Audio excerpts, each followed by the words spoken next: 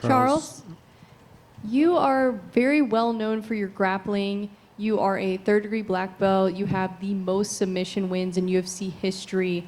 But I feel like a lot of times, because you're so good on the ground, people forget that you have excellent Muay Thai technique. And do you feel in this matchup that you're more dangerous on the ground or in the striking? A gente sabe da tua força no chão, a gente sabe o quanto você é condecorado, a gente sabe da tua faixa preta, a gente sabe o que você traz para dentro na tua luta no chão. Mas você também é um cara que traz de pé cada vez mais uma ameaça. Ou seja, você acha que hoje você é uma pessoa que traz tanta ameaça porque você melhorou muito, você é uma pessoa que tem feito muita coisa na trocação.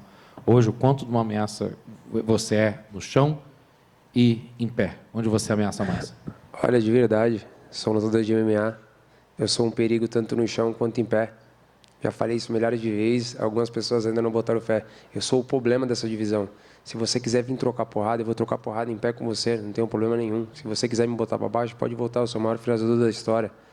Então isso não é se gabar nem se achar, é simplesmente ter confiança. Treino na maior equipe do mundo, Chutebox Diego Lima. Estou pronto para lutar contra qualquer um, em qualquer lugar do mundo. I'm an MMA fighter, and that's it. It doesn't matter. You want to take this down to the ground, we'll do it. You want to stand up and you want to strike, we'll do it. It doesn't matter. I said this. I have the problem of this division. I will fight anyone, anywhere. It does not matter. As a complete fighter, I can go anywhere with this fight. Hi, Sadiq, back here.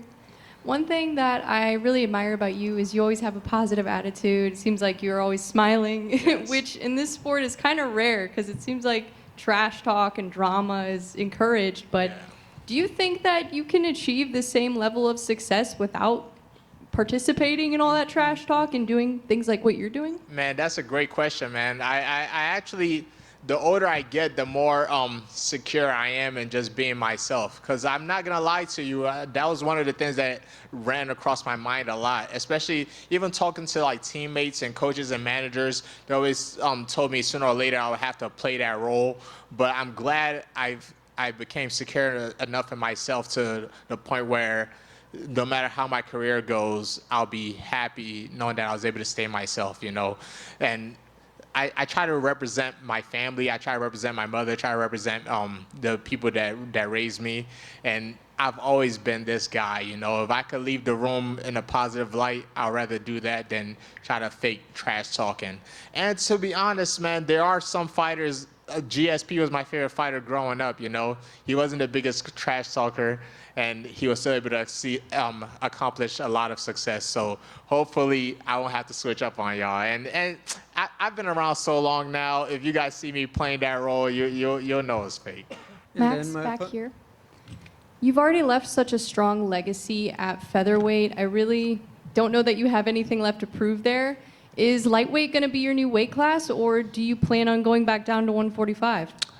We see what happens. We see what happens. You know, in this sport, having options is always good. You know, and first things first is Justin Gaethje. But there's a fun fight down there that the man keeps talking, and I keep hearing. You know, so my only advice to that guy is like, when the contract come up, sign the dotted line. Don't make no excuses.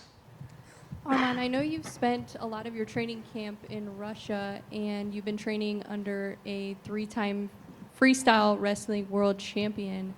How much has that helped you level up your grappling and prepare you for such a high-level grappler like Charles Oliveira? Yeah, in Russia it's the best freestyle wrestling in the world, and train with them, it gives me, you know, I think the hardest training is a freestyle wrestling because they train like a crazy 3 times a day, and yeah, it gave me to wrestle very well and to improve my condition, especially like wrestling condition. Back here, Hanato. Speaking of money, I know you have your YouTube channel, you have a ton of things going on outside of fighting, you have the Home of Fight podcast now. So I'm curious, what do you think are some of the best side hustles for MMA fighters? I think talk about of MMA is easy because I have been training since I was I started training jiu-jitsu when I was 10, so I know the sport. I compete professional MMA since 2011, so I have been in the game for a long time. But the problem is some fighters, they are dumb. I don't know if you guys know, but some fighters, and I don't even speak English, but I am trying. But some fighters, they do speak English, but they are dumb, or sometimes they are lazy. But guess what? We don't have much time on this game. 10, 15 years, and I'm glad that you say huge shoot out to my channel, Money Moicano channel, and huge shoot out to the podcast, Show Me the Money. Me, Gilbert Burns, and Maddie, we're doing a great work, so if you guys want to check it out, great podcast. But to answer you, depends on what you like to do. I like to talk shit, I like to, to make some money, so what's better than do a podcast? Armand, back here. Yes. So you've now shared the octagon with the former champion Charles Oliveira, and in your UFC debut, you took the fight on short notice with Islam Makhachev. I'm curious, which opponent do you feel is more dangerous, and how do you think the rematch would go with Islam? With Islam rematch, I'm going to win. Doesn't matter how. I just need to win the fight because I want to be a champion.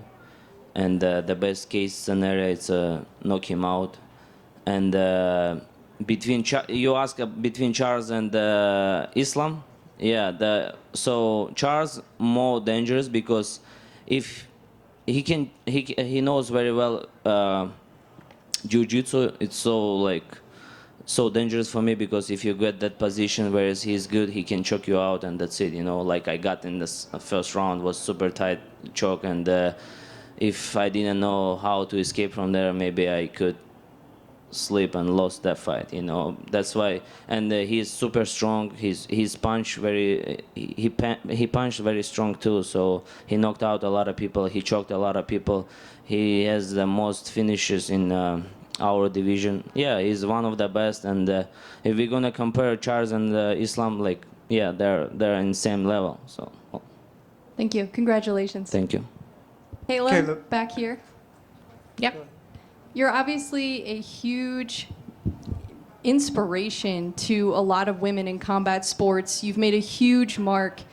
What would your message be to the young women out there that are looking to fight in MMA and one day make it to fighting in the UFC?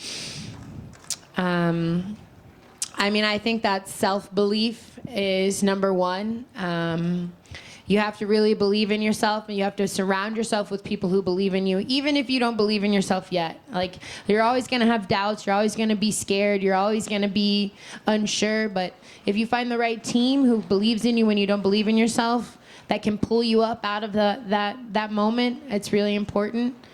And yeah, the sky's the limit. Look, I was a 6-year-old kid who sat on my grandma's couch and watched the '96 Olympics, and it was sprinters, and I said, I want to do that someday. I can't sprint for nothing. But I had a dream, and I turned that dream into judo, and I'm not a special athlete. I'm not some freak of nature, but I have a indomitable spirit, and I have the perfect team around me, and that has gotten me very far in this life, and it can get anyone far. Thank you. Aljamain, back here. You mentioned that you were a little disappointed with not being able to get a finish, but sorry, I'm back here. I don't know if you can see me. You mentioned you were a little disappointed not being able to get a finish. Obviously, still a dominant performance. Do you think that maybe you just need to settle into the weight class a little bit, or do you attribute that to Calvin Kattar's toughness? I think it's a little bit of both. I mean, Calvin's a veteran. He's been around the block. He's got his own promotion, killing the game. I've trained with him as an amateur, so I know he's really good. Back in 2010, so everything came full circle, which was fascinating to see them stand across the octagon. And in the back room, like I said, that was the most nerves I've ever had in a very, very long time that I can remember. There was points where I'm just like, is it too late for me to go home? Is the bus still outside for me to just go back to my house? But once the fight got going, I was very excited about it. And I felt like I settled in a lot more. and I realized, like, yo, man, you definitely belonged here years ago, and I think the performance showed tonight. Awesome. Congratulations. Thank you. Thank you, guys. Have a good night. We'll be at Marquee tonight. Let's go. Back here. Congratulations on your win. Great performance.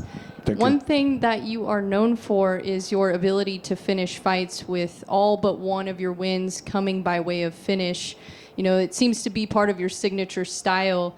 And you mentioned that you're trying to clean up your defense a little bit with the head movement. And in the rematch with Pereira, if that plays out, should we expect a more defensive version of you? Or do you feel like if you get a little bit too defensive, that could change your style and kind of take away the finishing ability you're known for? That's why I worked a lot on the defense, this preparation, and that was the main point on me, that to not forget to go forward. Yeah, punches, kicks, doesn't matter what. I go forward, see him. He's like a prey, and catch him. That's something.